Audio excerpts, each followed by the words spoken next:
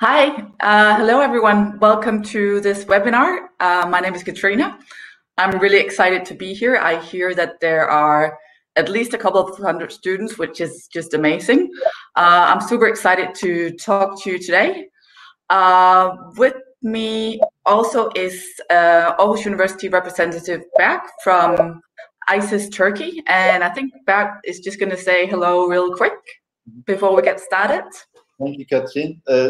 Merhabalar herkese. Benim ismim Berk. ISIS Turkey Yurtdışı Eğitim Danışmanlıktan katılıyorum.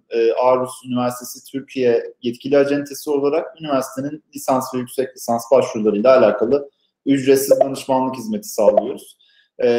Bu bağlamda buradaki yapılması gereken tüm işlemler ve bundan sonraki süreçlerle alakalı Türkiye'den de bir destek alabileceğiniz bir merci niteliğindeyiz. Hem sorularınızın yanıtlanması hem de sunumda ihtiyacınız olan bilgileri temin etmek için yardımcı olacağım. Thank you, Catherine. Unfortunately, my Turkish is not quite fluent, so I didn't get a whole lot of that, but I'm sure Berk said a lot of nice things about Aarhus University. No? So if you have any questions just during this next like 45 minutes-ish, feel free to write them in our chat box. You can write them in English or in Turkish, and then Berk will get back to you, or I will get back to you once we finish the presentation. So for now, I'm just going to share my screen and start the presentation.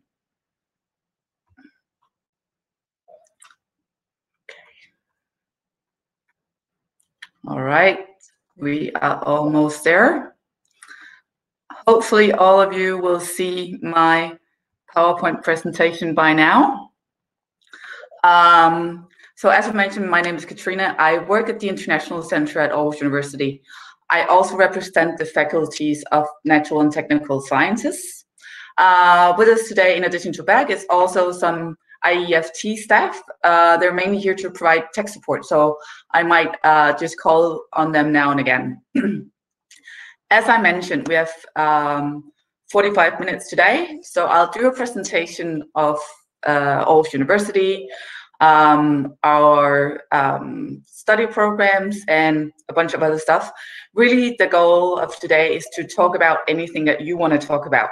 So we'll set aside some time for questions and answers by the end, and I'll also maybe check in on Berk every once in a while to see if you have any questions.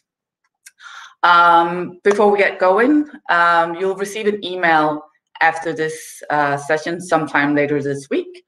I also encourage you to sign up for our newsletter. I'll include a link in the email, so keep an eye out for that. So, study at Aarhus University. Maybe you know a lot about Denmark, and maybe you don't.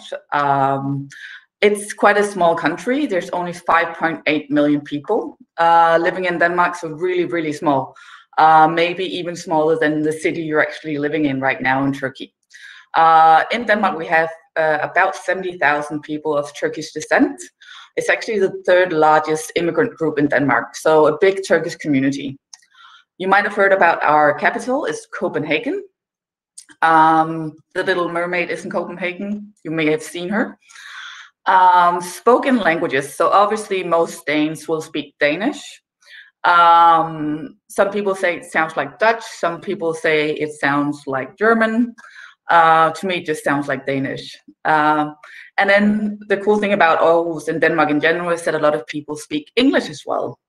So I would say about 90% of people in Denmark speak English. So moving around the city is really easy. Another thing I think that's important to know about Denmark is that the society is really safe, secure, and equal. So according to these different international reviews, Denmark is one of the 5 safest countries in the world. And we're also one of the 2 happiest countries in the world, according to the UN. And then we actually have the world's lowest level of corruption, which I think we can be quite proud of. This is just a map to get and again, like some of you might know where Denmark is, some of you might not know where Denmark is, but so it's kind of north of Germany. We're right on the border to Germany, and then south of Norway and Sweden.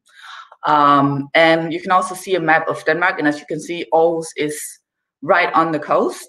And if you take a train from Aarhus to Copenhagen, it's about 3 hours. Denmark is really located centrally in Europe, so flights are 2 or 3 hours to most places around Europe. So coming from Turkey, you'll be quite a bit closer to places like Amsterdam or London or Berlin if you want to go there for a weekend. So these are just like a couple of fun facts about Denmark that you may or may not know. I think a lot of you maybe grew up playing with Legos when you were children. And Lego was actually invented by a Danish guy, and the headquarters is just south of Aarhus. So a lot of graduates from Aarhus University actually end up working at Lego. There are approximately 170 mosques in Denmark, including 40 Turkish mosques. And this actually just says something about the big Turkish community that we also have in Denmark. A few other random facts. I can send you the presentation afterwards and you can check it out. So just a little bit about Aarhus, the city. I really like to call it an old city with a young population. So measured by age, Denmark is actually the youngest city in Denmark. But at the same time, it's a really old city. It was founded by the Vikings in year 1948. Population, 350,000 people live in Denmark. It's the second biggest city in Denmark following Copenhagen. But it is Denmark's #1 student city. We have 52,000 students living in the city, and about a third of everybody living in Aarhus have a university degree. So that's pretty cool. This is where my technical assistant will just jump in and play you a video. This is an American student who I think can give you a better introduction to like student life in Aarhus in city. Yeah. So go ahead and play. All right, I'm sharing. Just a second.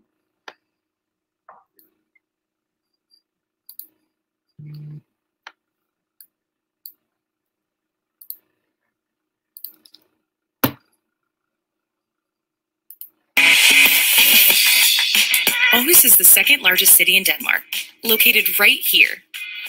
Don't let the small size fool you. There's a whole host of things to do in this gem of a city. And this is me and my study group after we graduated from Aarhus University. Aarhus University is a major international research university that offers a full range of world-class degree programs within arts, technology, health, business, and social sciences.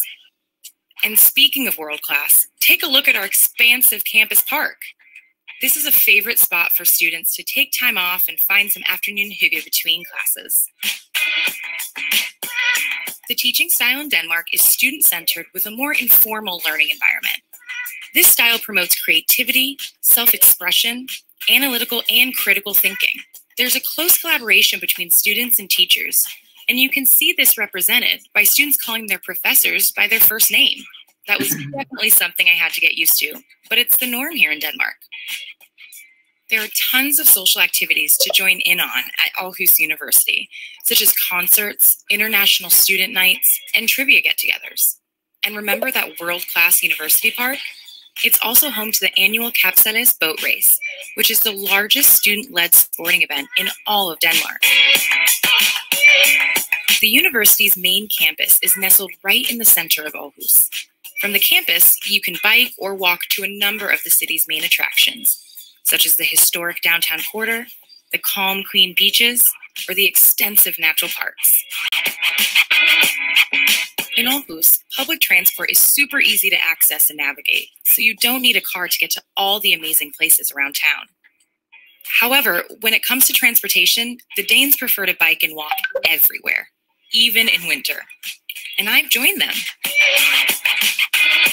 The city offers charming cobblestone streets, impressive modern architecture, daring art, eclectic music, inspiring museums, all with a beautiful natural backdrop. And it's also the place to be if you're a foodie. In Aarhus, you'll get that big city feeling with a welcoming and homey atmosphere. As a student, you'll find the city swarming with great study spots, from cozy cafes to outdoor workspaces, and even the state-of-the-art harbor front library. And did you know that Denmark is one of the safest countries in the world? The country's crime rate is very low, and there's a great sense of trust within the community. Haven't been brushing up on your Danish? No sweat. Danes are ranked as second best non-native English speakers in the world, which makes it very easy to get around the city with English while you slowly pick up some fun Danish slang. So come join us and experience a semester at Aarhus University for yourself.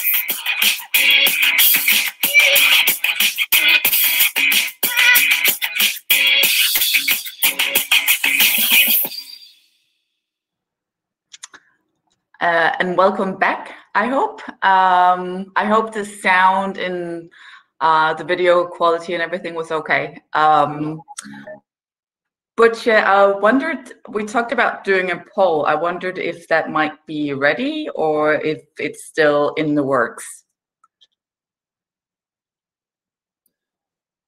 The poll is working at the moment. I think our participants can vote for the programs that they are interested by visiting the poll section. Cool. So maybe we'll just give you a couple of minutes and go do the poll, and then we'll follow up on that afterwards. Is that a plan? I think you can just continue your presentation, and I'm following you up and following up the questions as well. Yeah. Sounds good. Okay. So just a bit more about Aarhus University. So I think Candice told you a lot about Aarhus University, and you got kind of to see also what the surroundings look like. But a few quick facts. Aarhus University is a public research university, and it was founded in 1928. So it's a fairly young university in terms of international standards. The cool thing is that we are a top 100 university worldwide. So there are all these different rankings. You might know some of them. According to the Shanghai World Ranking, we ranked number 60 this year. So that's really cool out of, thousands and thousands of universities worldwide. The university is also really, really big. I'm not sure what the size of universities in Turkey typically are, but there are 44,000 students approximately studying at Aarhus University, and 12% are international. What makes Aarhus University stand out as well is that all programs are based on research-based teaching. So any professor that you'll meet during your degree will be an active researcher. And then there are really an intensive quality review ongoing to make sure that the degree programs meet the highest standards. Candice, that you saw in the video, also talked a bit about this informal learning environment where students in Denmark call their professor by their first name. And that's very typical of Danish universities. What we also really focused on is just in-depth knowledge, analytical skills, and then ensuring that all graduates have a very independent and critical approach to what they learn and how they apply it.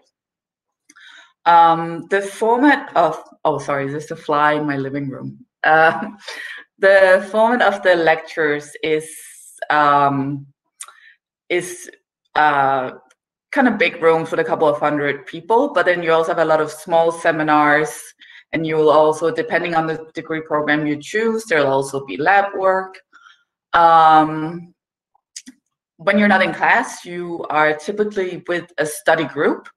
In most degree programs, you are set up in a study group with 3 or 4 fellow students, and then you kind of do your homework together. You might do projects on exams together. So there's a lot of group work and project work with fellow students in most degree programs. Beck, do we have any questions so far, or should I just continue?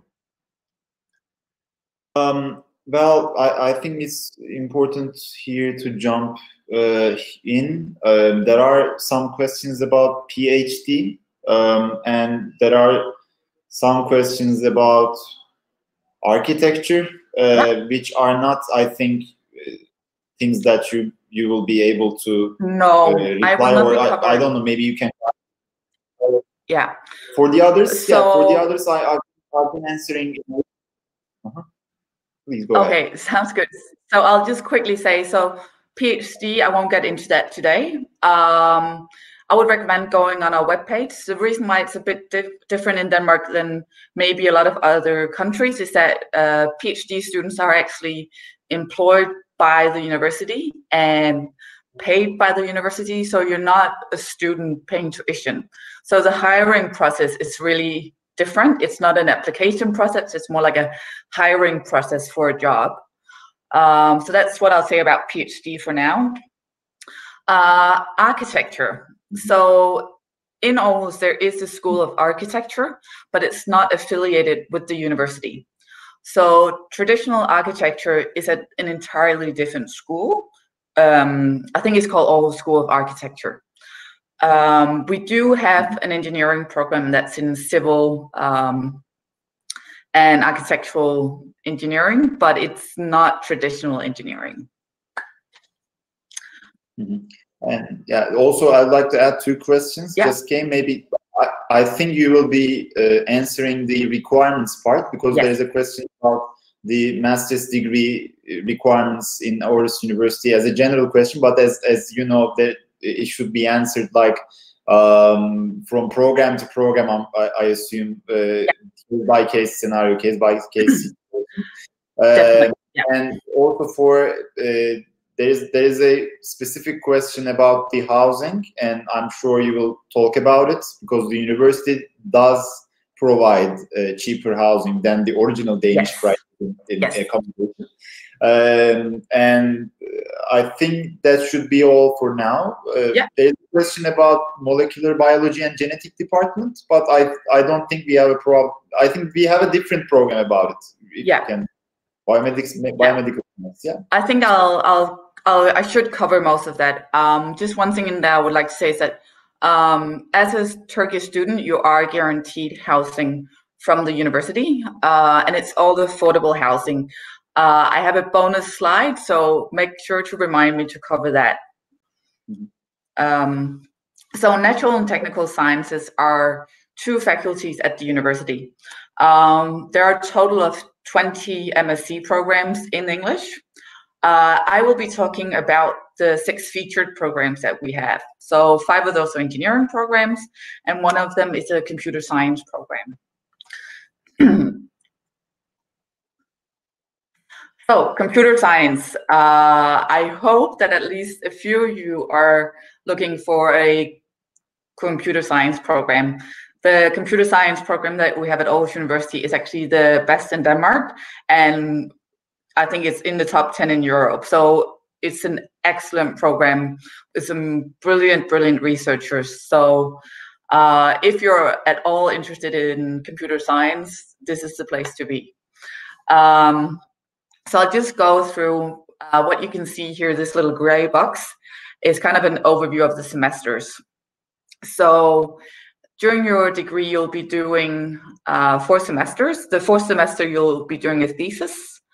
And then the first 3 semesters, you can do specializations or an elective on your 3rd semester. So I've just included a list of all the different specializations that you can try. So algorithmics is 1, cryptology is 1, data-intensive systems is 1, human-computer interaction, programming languages, ubiquitous computing and interaction, and bioinformatics. So what happens is that during your 1st semester, you will be taking, for instance, 1 cryptology course, 1 programming languages course, 1 human interaction course. And then the same in your 2nd semester. And then the 3rd semester, you might want to do electives. There's something like machine learning is a course that you can do. There's also an elective on entrepreneurship. So plenty of different electives, and you can also choose to do a third specialization if that's your choice. What you can also do is you can study abroad.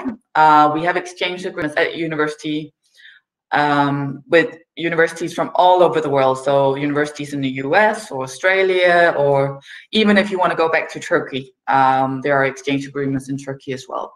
So plenty of different options to do on your third semester. I will show you this video in a bit, but I'm just going to go through engineering real quick. So we have 5 different master's degree in computer engineering. So one is biotechnology in chemical engineering. One is civil and architectural engineering, which I mentioned when we talked about architecture. One is computer engineering, electrical engineering, and then finally mechanical engineering. So all of these degree programs are structured in kind of a similar way. You have, as you did with computer science, 4th semester, where the 4th semester is your thesis, and then you have your 3rd semester to do electives, and then during the first 2 semesters you have compulsory courses and specialized courses. So both at computer science and engineering, you will go through your study plan with an advisor, someone who's a professor who will go through the study plan with you, and they will go through it with you when you start the program, and then kind of lay it out for the entire degree, but then you can change it every semester if that's what you feel like. So it kind of depends on what you prefer, but there will be an academic staff to kind of assist you and go through things with you. So on this slide, I've just included a couple of examples on what these specialized courses could be. So this is not an extensive list of everything. It's just a couple of examples of what you can do. Each program has a website where you can see all this info put together, and I'll make sure to include some links so you can see all the detailed information. But one example, like biotechnology and chemical engineering, one specialized course that you could do would be water treatment technologies. For civil and architectural engineering, you could do bridge design. Computer engineering, you could do network security.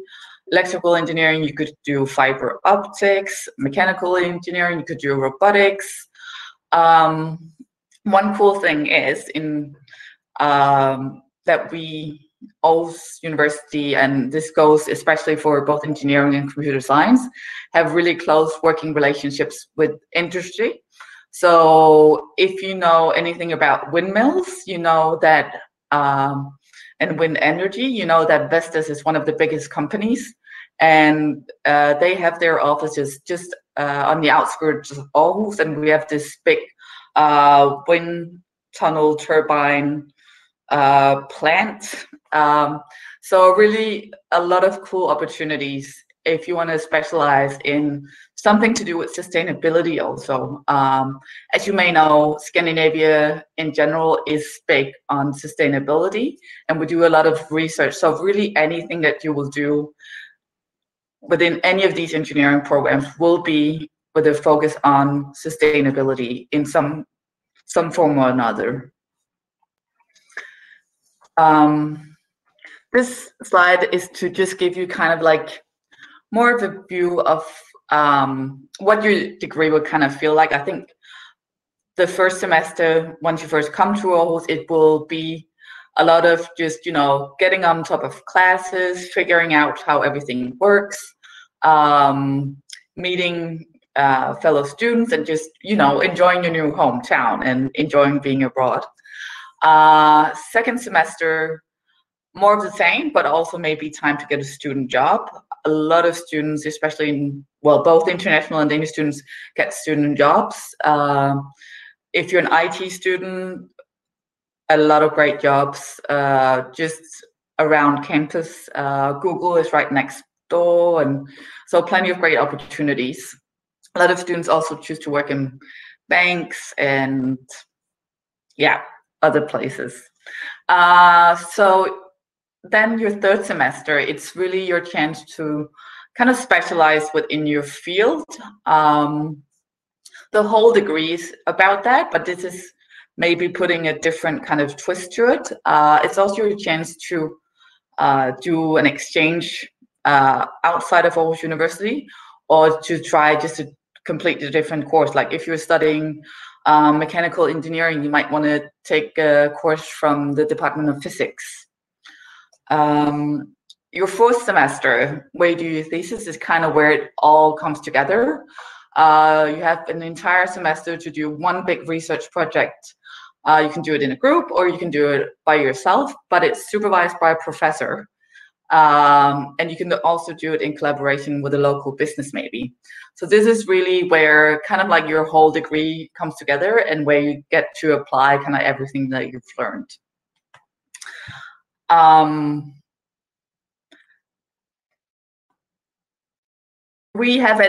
Before I move on, do we have any questions or comments concerning this section? Beck, do you have anything from the chat? Yes.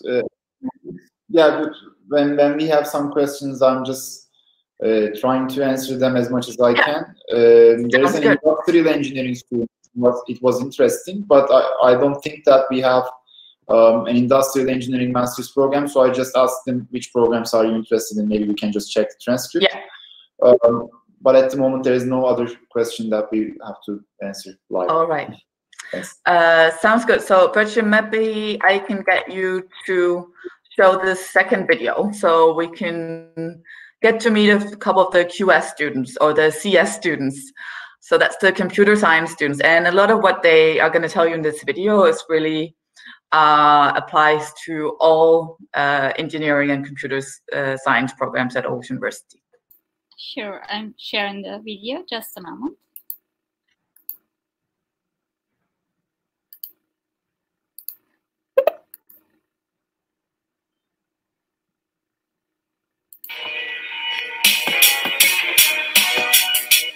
It's very easy to get inspired, I think.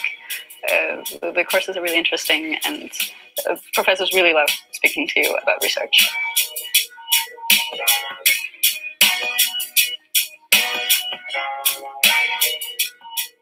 What's really great about studying computer science at Aarhus University is that I get to speak to professors that do really exciting research. It's very easy to approach them, and it's very easy to get guidance. Maybe the most are like just how flat things are in terms of organization. So there aren't any sort of weird layers or social levels, so you can easily talk to anyone. But what was really nice is that when you start your master's here, they want you to take 3 different specializations. When I chose those 3 specializations, there were 2 of them that were, well, I could try something different for once. So I got to explore fields I wasn't that familiar with. Yeah, it's going to really prepare me for future research. I found it very easy to choose between the different columns because of all the counseling you get and the fact that you get to refresh your plan every half a year. That's actually very nice, because even if you find out that you don't want to continue that column, you have the option to just choose something else. They really want us to succeed. They give us a lot of tools to be able to work through problems. And not only that, most of the classes are recorded, so you can just access the video online. Everyone's so approachable, so you can just knock on a door and talk to a professor, or occasionally meet them at the Friday bar or something like that. So, no, but I mean, it does happen. It's true. Every Friday there's a Friday bar, which is both for students and teachers. It's nice that you can just grab a beer with your professor and your peers, like in your university. So. Oh yeah, it's in the basement here. Well, actually, when I started my master's, I also wanted to find a job, a part-time job. There was this job opening, and I just went there. And yeah, after a while, I was already working. I also found that working in industry is no problem, because everything they do is in English. So language is actually not a problem. I'm very close to graduating, and I'm not afraid at all about not finding a job. I actually have several offers already. Well, it's also very easy to get in touch with different companies. So there's the career day where you can talk to a lot of companies. And in general, Aarhus is a very nice city to live in. So I can definitely imagine me working here and living in Aarhus after my studies. Yeah, it's not too big, but it's not too small either. So you have a lot, you always find interesting stuff to do in Aarhus. I would definitely recommend international students to come here. They make us feel very welcome. Oh, you can say I'm biased because I really love to study here. So yeah, of course I would recommend Aarhus University.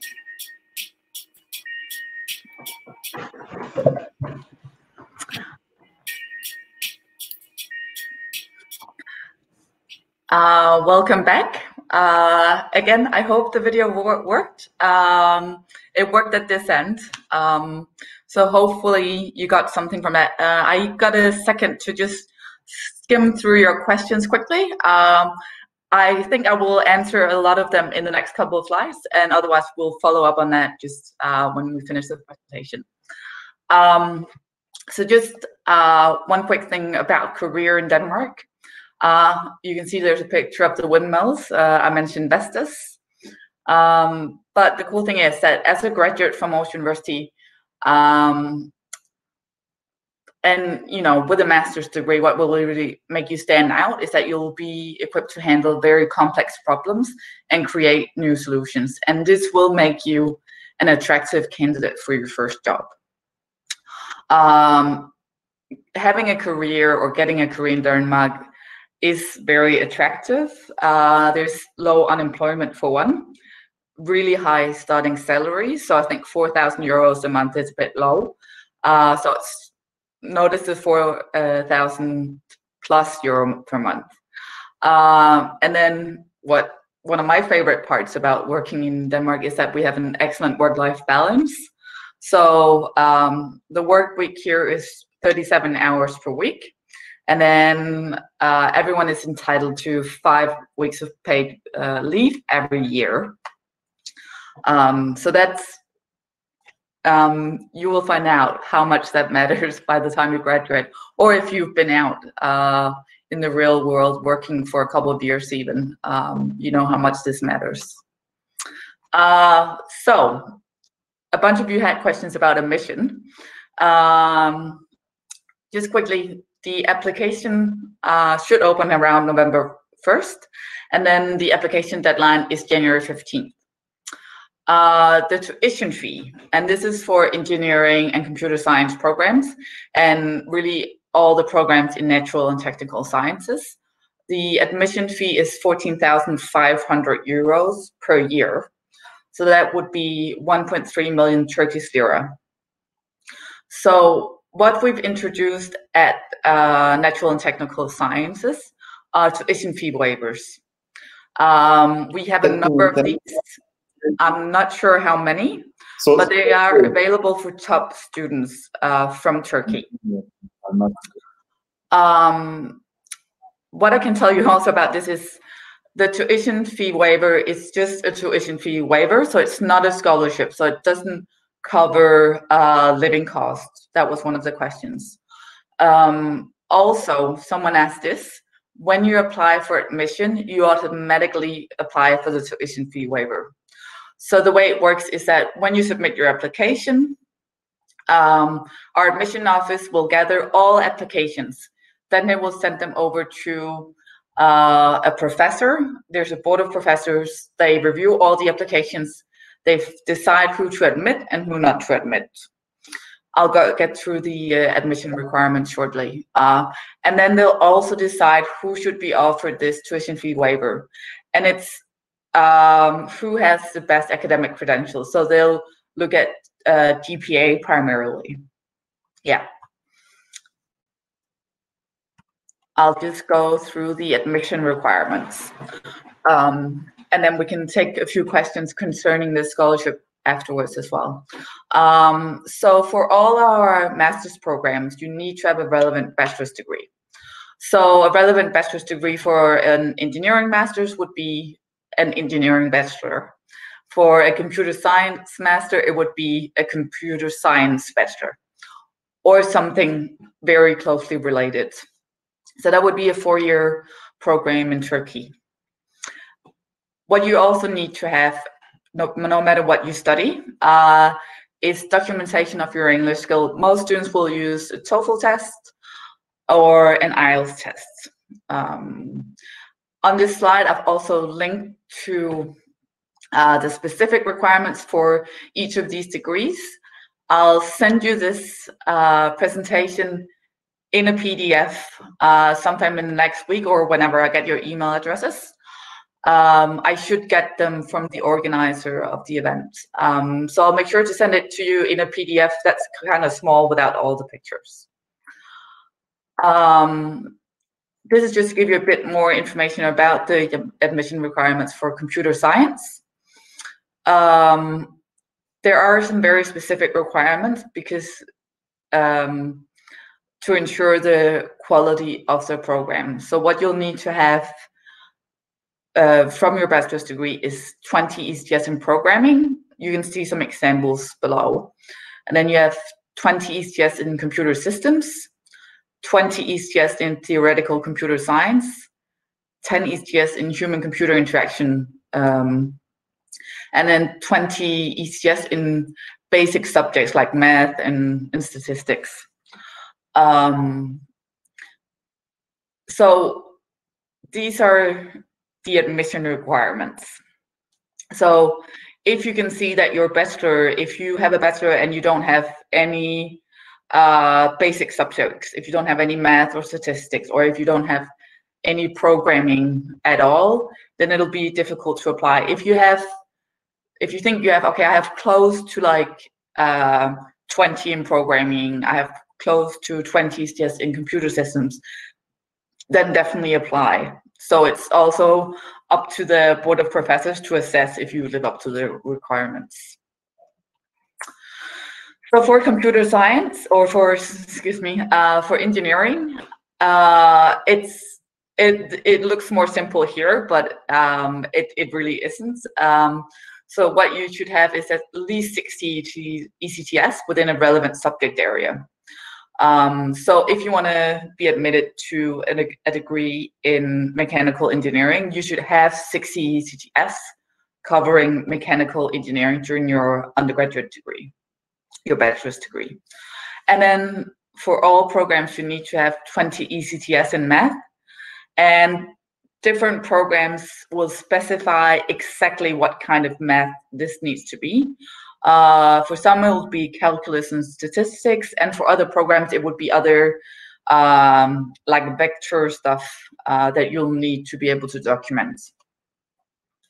In order to document all of this, you will need to submit your transcript, so that's your like your diploma, but with all the courses you've taken and the grades listed. And then you'll also need to submit course descriptions of each course. So say you've taken a course in statistics, then we need to see those, you know, like 5 or 10 sentences describing what was actually the content of that course in statistics. So this applies to all the programs. So that was just my, before I finish, I have a bit of bonus info. And one of them that was asked about was housing. So as I mentioned, all of you would be covered by the AU housing guarantee, and that ensures that you will get some form of housing offered by the university. All rooms are single occupancy, so you won't be sharing a room with anyone. You can apply for either a furnished room or an unfurnished room, depending on what kind of works for you. All rooms will have a Wi-Fi, and then as you can see, hopefully the monthly rent it's fairly low compared to a lot of other cities around in Europe. So it can be as low as 260 euro per month, or it can be as high as 530 euro a month. It kind of depends if you want to, you know, share a kitchen and a bathroom, or if you want your own private studio apartment.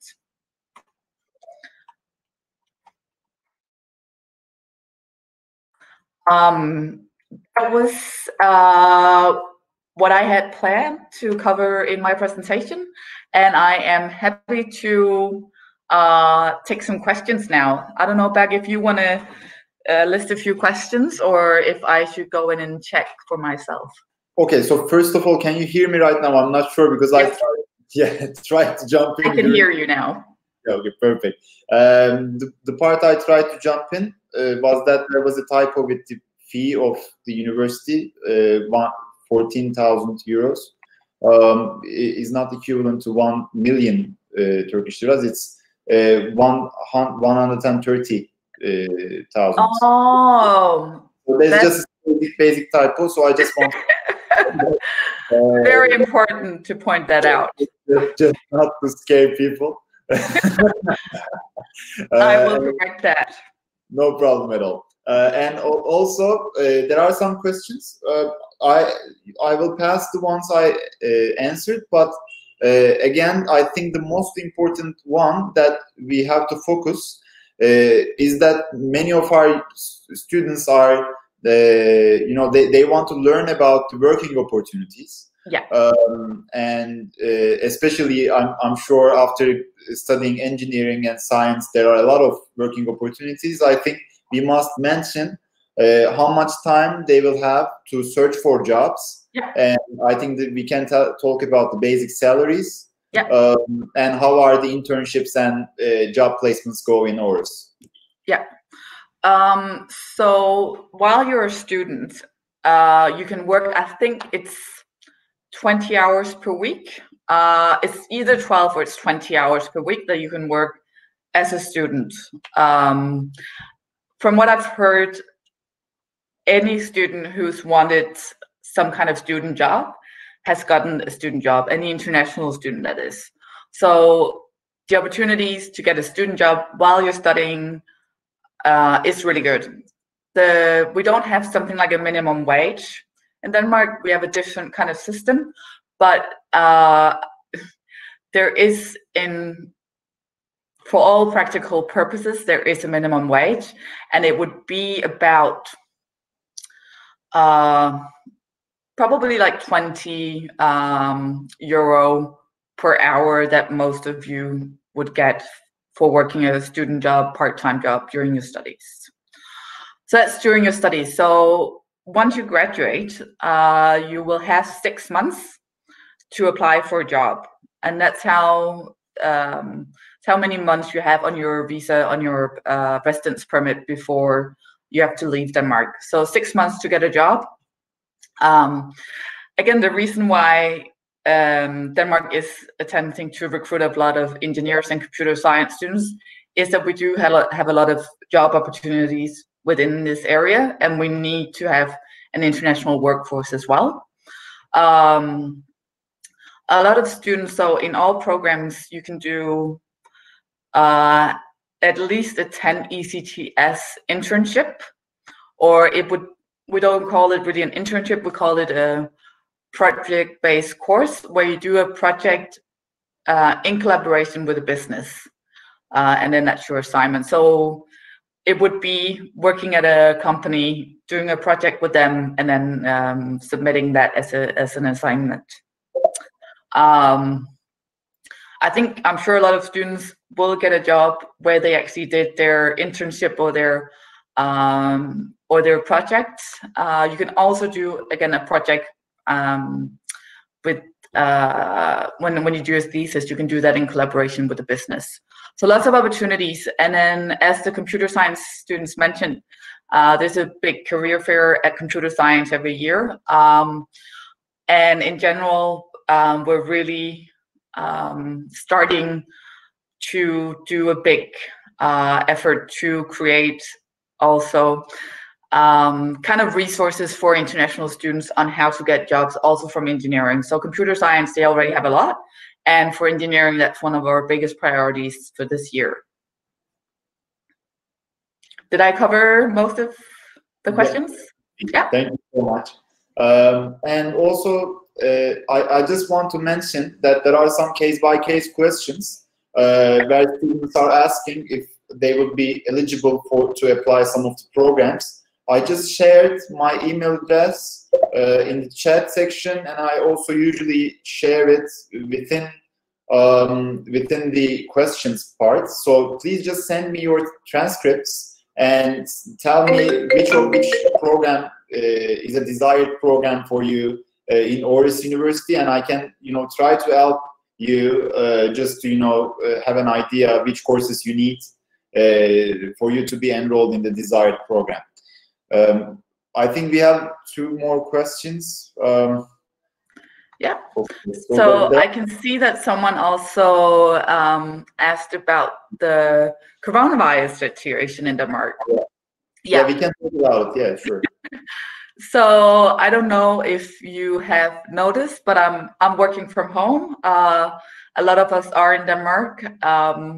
So obviously it means that coronavirus is kind of in our, it is in Denmark, and we have to take it very seriously. The Danish government has done really, really well and managed the coronavirus really well. So I think in terms of, you know, how many deaths and how much an impact it's had on industry and markets, I think Denmark's done really well, similar to Norway, Germany, other countries like that. Yeah. I think there is another question which is kind of interesting. I think one of the last minute questions, which is, I think Kubilay asks whether the fees, the payments, the salaries are they lower for academicians, you know, for PhDs and, you know, future academicians than the ones working in the industry? Is it the case in Denmark? Yes. So for a PhD student, wages would probably be lower than for people working in the industry, but you still get fairly high wages, and in general, the living standard is quite high. So I think when I say like the 4,000 euro, that would be the starting wage for PhD and for any kind of like basic job, and then the more advanced you get, you'll quickly rise from that within these industries. And as far as I know, I just want to add this for computer science and engineering candidates, that Denmark is one of the countries, because we work with quite a lot of countries, so I'm able to compare, that Denmark is somewhere that international students are not extremely, you know, interested in, and like, you know, there's not a lot of competition within the industry when you compare it with, compare it to Canada or UK. You have much more working opportunities as an engineer or a computer scientist when you get into the industry after your master's degree, because Denmark has just not too many people living in Denmark as you know, Danish people, as local people. So as an international student, if you are a successful student after your graduation, you will have a lot of chances to be a part of the industry very quickly, just very quickly. I can also see someone asked me how many Turkish students we have, and I don't know, unfortunately. That's why I didn't reply. Yeah. And I would say, like, we don't have a lot of Turkish students at the moment. It's not a big group. I think the biggest group are probably German students and Chinese students. So of those 12% international, a few of them would be from China, a few of them would be from Germany, but also some from the US, from Vietnam, from Italy, Spain, and some from Turkey. So good mixed group. Perfect.